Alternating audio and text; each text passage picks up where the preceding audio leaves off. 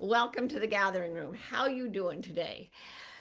I am doing well. I was writing a book about the universe and reading a book about elephants, and it made me think about something that a very, very skillful researcher and statistician named Dean Radin has called the conscious universe.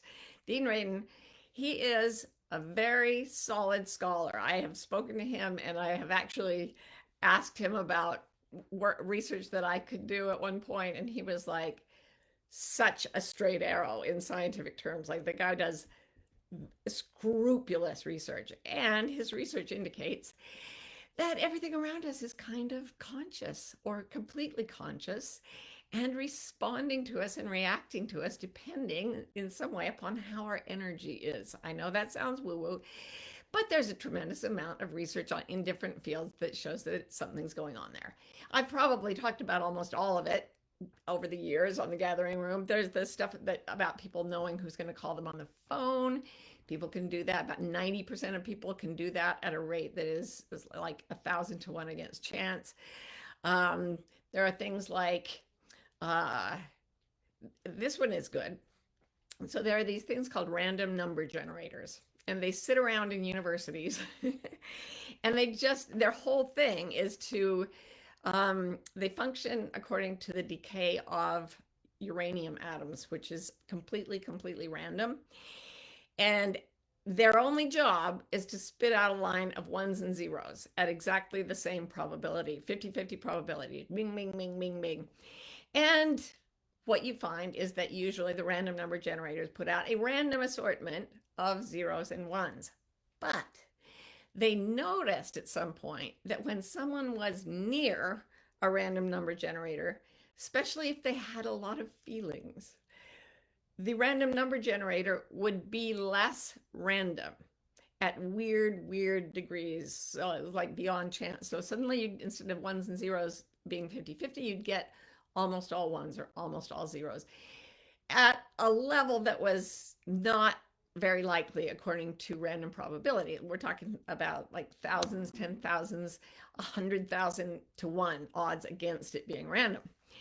So all these random number generators, they're all over the world in different universities. And one thing that happened to them is that on September 11th, 2001, all the random number generators in the world stopped being random at a precipitous rate.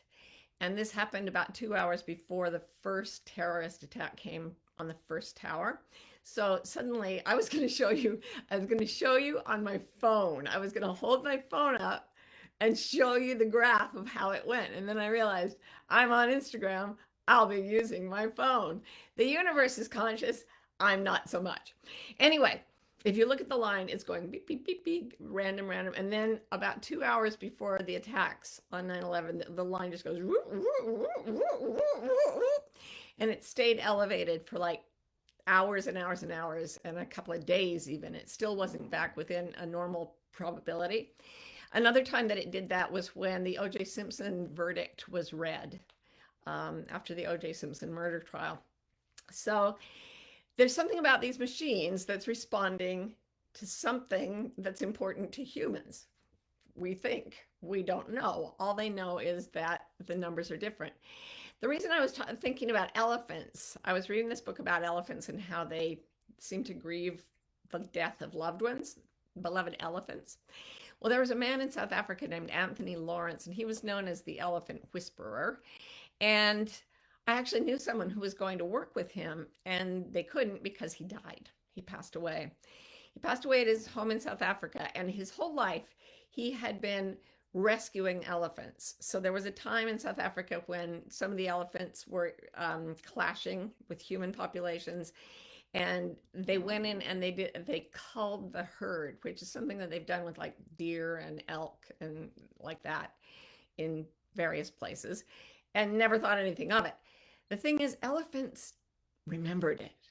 Like they were severely traumatized. Many elephant families, herds were severely traumatized and would remember these humans coming in and killing their family. And they would they would attack them later on. Like they held a grudge. And Anthony Lawrence stopped, well, he was a big part of stopping this culling practice and saving a lot of elephants that had been wounded or that would have been killed. And he would ship them to a different place and he would interact with them and get them situated. And when he died, I was actually in South Africa at the time, I believe. And the day he died, from two different parts of Africa that were not even in South Africa, I don't think, they might have been over the border in Zimbabwe or somewhere, but two herds of elephants, two big herds of elephants, walked something like 200 miles to his house where he was dying. And they stayed around the house for a few days and then they left. And no one knows why or how they knew. I was thinking about another very good naturalist, a botanist named Monica Galliano, who is at the University of, she's in Australia. I don't remember the name of the university, but it's a good one. And she has put out all this amazing research showing that plants can hear things, make sounds that they hear from each other, react with antipathy towards something. And what she does is she goes into the rainforest and she works with these South American rainforest shamans.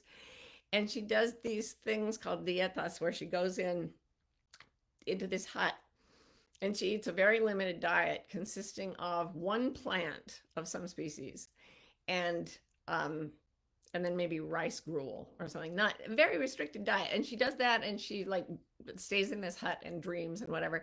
And after a while, the plant begins to talk to her. That species of plant tells her what it's all about and what she could do as research. And it sounds really nutty, but she goes and does the experiments and they tend to work out. So she's able to show this weird evidence, but people can replicate it. It obeys the laws of science, except she says she gets it from the plants.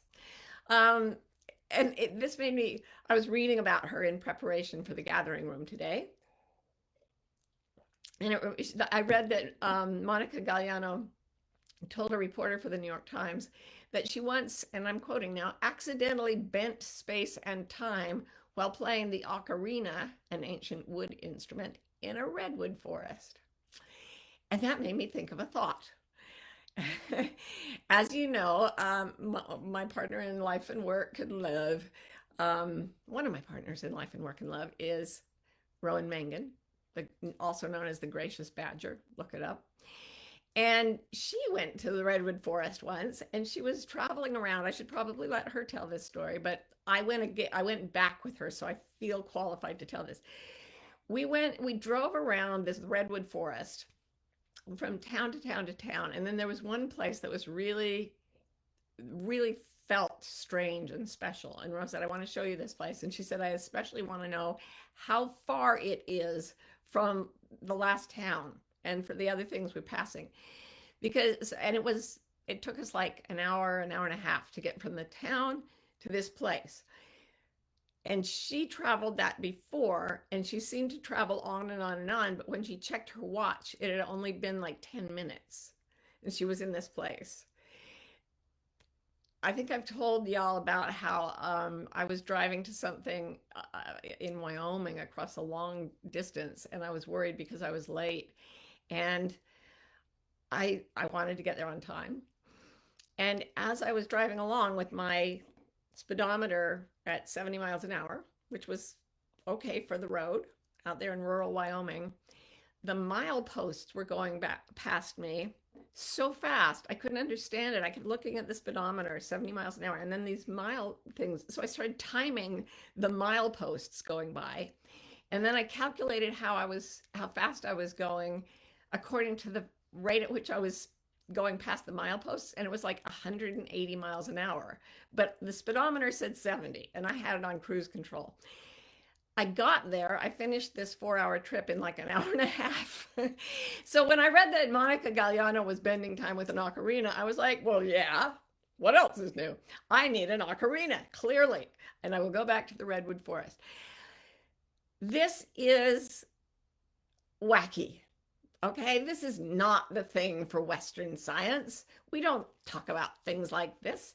And yet, if you are willing to acknowledge that you don't know everything about the universe and you are willing to play with the idea that the universe is conscious, an interesting thing can happen. I was writing about it in my book. I was writing about how you learn to master anything that interests you. And the way you learn to master anything that interests you is you look at someone who's doing it at a very high level. Then you set your sights, I've talked about this before, you set your sights on doing it just as well. Then you try and you fail, and then you figure out why you failed and you try again. And this is called dedicated practice or deep practice. So I was writing about this, boop, boop, boop, boop, boop, and Ro came in and she said, "Oh, I have to show you something that just came up on my Instagram." So I highlighted the word I was working with, which was dedicated practice. And I put a highlight on it so I could find my place when I went back to writing after she left. And I said, "What is it? What did you find?" And she said, here's this study showing that you can gain mastery faster if you do something called dedicated play. So it's the same as dedicated practice, but it's more playful. And in fact, then Karen came in later and said, something that takes 400 iterations of a skill or an idea before you form a new neuron connection, unless you are playing. If you're playing, it can take only 10 repetitions to wire a new neuron circuit. Now, I got this information, the stuff from Ro came at the moment I was typing the words deep practice, dedicated practice. Oh, dedicated play. Okay. During earlier research from my book, I was typing along and I thought, I need to read Gavin de Becker's book, The Gift of Fear. It's an old book, but it's a classic and it's the best description of healthy fear I can find. I was typing to a friend, I need to read Gavin de Becker's The Gift of Fear again. As I'm typing that, I get an email that says, "Hi, you don't know me. My name's Gavin de Becker. Google me, you'll find out I'm a real person." Okay, so this happens to me all the time. And why does it happen? I'm not totally sure. I think we're all one field of consciousness, and that when you realize what you really are, you are conscious of world as self and self as world. So the world responds to you kind of the way part of your body will respond to you.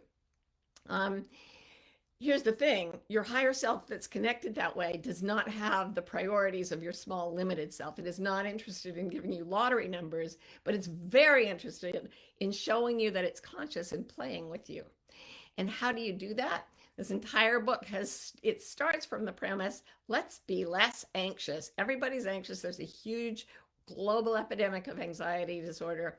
So how do we get rid of anxiety? And it turns out that if you calm yourself enough, as you get calmer and calmer and calmer, what happens is that you start to pick up what the universe is actually saying to you, because the universe itself is extremely calm.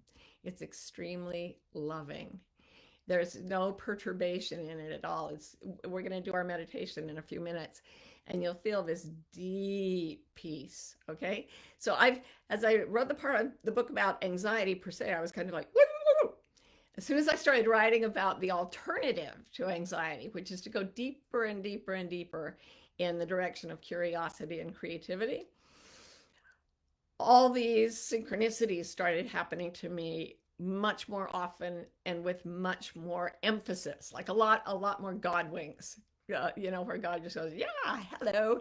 I just thought I'd bring you this new research at the moment you're writing the words so that consciousness is responding to you." So the way you do it, the title of this is How to Play with the Conscious Universe. And the way you do it is you realize that the consciousness of the universe is very loving, very calm, and it's not afraid for you at all. It knows that you are consciousness. So that's like the ocean being afraid for a drop of water. The ocean is taking care of the drop of water. The drop of water is indistinguishable from the energy.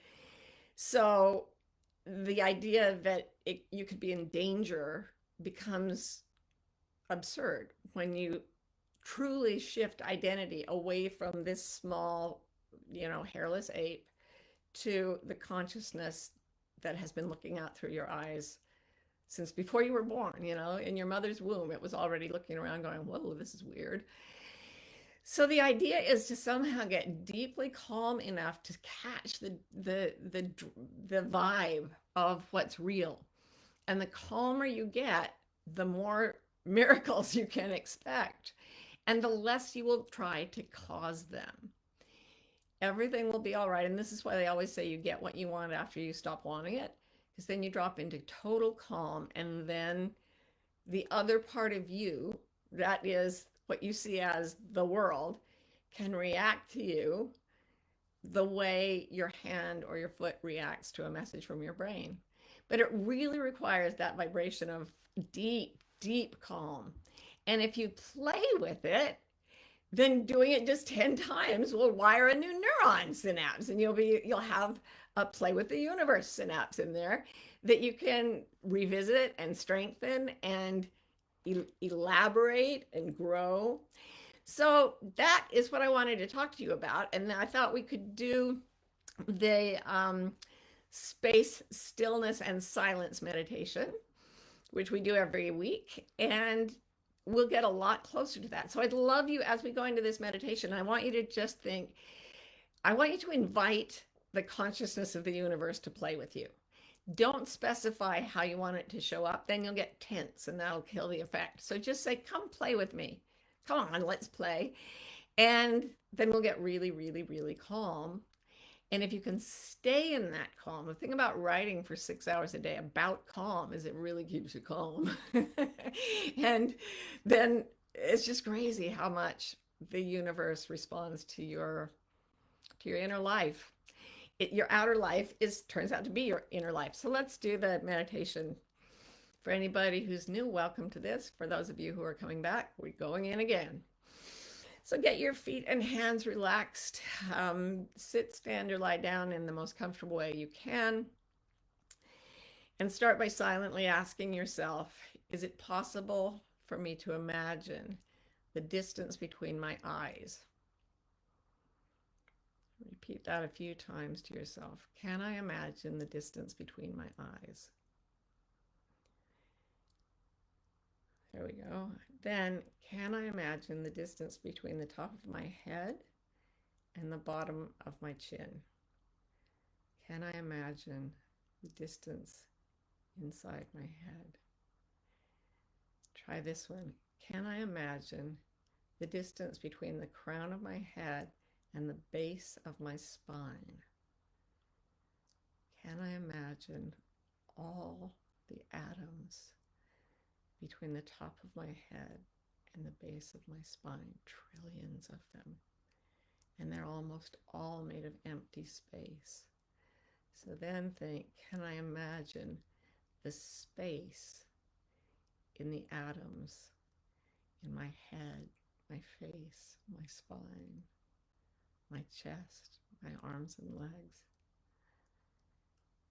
Can I imagine the vacuum of space and that underlies the atmosphere I'm breathing and my body and the room I'm in? It's all seamlessly connected with the emptiness in the atoms of your body. So can I imagine the space between my head and the Andromeda galaxy? Can I imagine the silence that lies under every sound and makes sound possible? Listen for it. And then feel for the stillness. Can I imagine the stillness in which all movement, the beating of my heart, the waves of my brain, everything is occurring?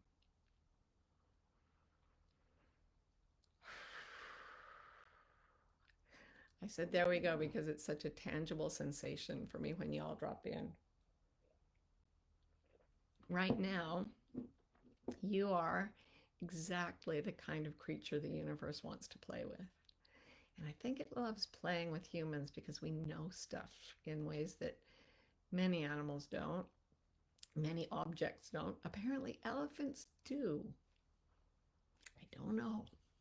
But let's go answer some questions here. Though none of them can be perfectly answered, we're just going to hang out here and I don't know, because that is the most honest position the mind can take. The only true statement the mind can make, says Nisargadatta, is I do not know. We could all be dreaming.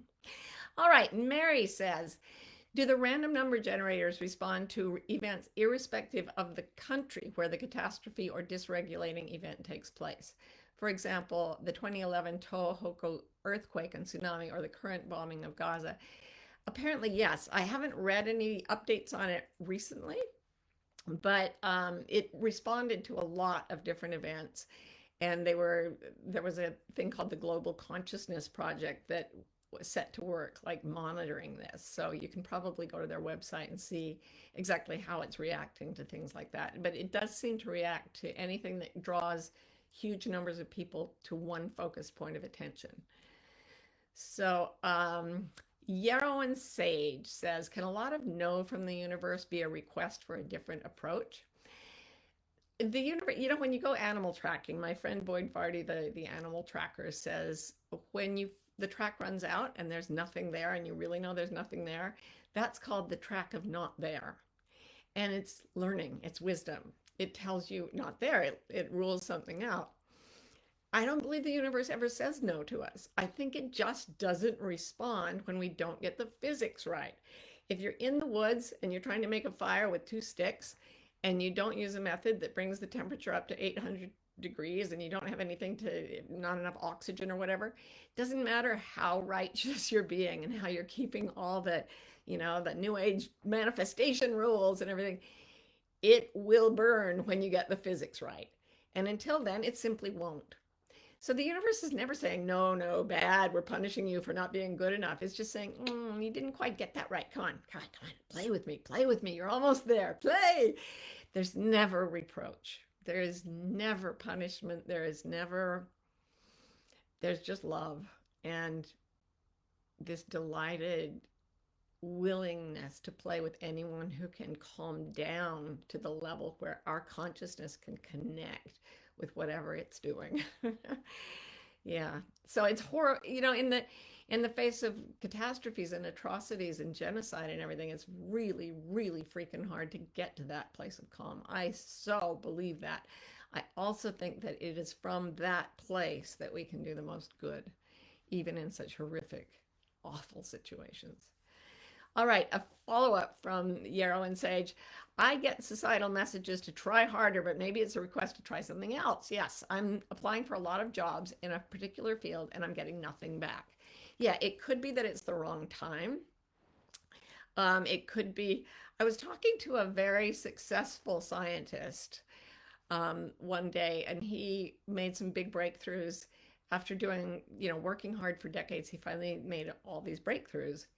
And I said, why do you think it suddenly happened? And he said, I think, confidentially, he said, I think the universe was telling me. He said, I actually know that I had too much ego. If I'd made those breakthroughs with the ego I was carrying through most of my life, I would have been destroyed. But I lost that ego. I lost my sense of self-importance. And for that reason, the universe was willing to play with me more. Not willing, again, it's always willing, able to access that human energy, which is really, really hard to access most of the time, I think, by the incredibly calm and loving energy of the universe. Jessica says, do you ever get bored if you find yourself out of sync with these other dimensional events? There's a part of me that feels gluttonous if I expect synchronicities constantly, but I'm so bored in 3 dimensions. Why would you do anything that made you feel bored? Why would you not just jump in and start expecting synchronicities all the time. Why not? It's fun. There aren't any harsh rules. This is not school. This is play. It's play. It's play. It's play. I was um, I was writing about how whenever we say, let's play with coincidences, let's play with synchronicities, and then we start talking to each other about them, they happen more. And once, some of you may have been way out in, I think it was in the mountains of Utah, that we did a seminar, and we had about 125 people, and we got to this day when we were going to talk about inviting synchronicities and playing with the universe. And so we divided everyone up into groups of 5, and we sent everybody out, and everybody had to, in their group of 5, tell the story. Each person had to tell the story of a coincidence that had happened to them. And then we brought everybody in together, and the group of 5 would choose the most interesting coincidence, and that person would come up and talk to the whole group. So we did that, and the very first person to get up was this lovely guy, and his group was like, you go, you. They were so behind him. And he got up, and it was really hard for him to start talking. It was a very personal thing he shared. I'm not going to share it. But it didn't have anything to do with the day he was born, which he started out by reporting. He started out by saying, I was born on, and then he said the day, the month, and the year, and it was my birthday. Have I told you this? Did I tell you this last week? I can't remember. Time is bending. Someone's playing the ocarina. But so he gets up in a lesson on coincidences, and it happens that the 2 of us were born in the same 24-hour period, and he happens to mention that. Another time, speaking of elephants, I had a hat that I bought in Canada. Oh no, it was made in Canada. I bought it in California. I took it to South Africa, and we were sitting on the deck of my friend's house in South Africa, and someone discovered a hidden pocket in the crown of the hat. And there was a little card in there. And he took it out and he started reading it. And it was a picture of a man with an elephant, a Canadian man in Canada with an elephant. And it said, this is Michael, I can't remember what his name is, and his favorite elephant. This hat was designed by him, and his elephant ate his hat and pooped it out 3 different times, and it still works.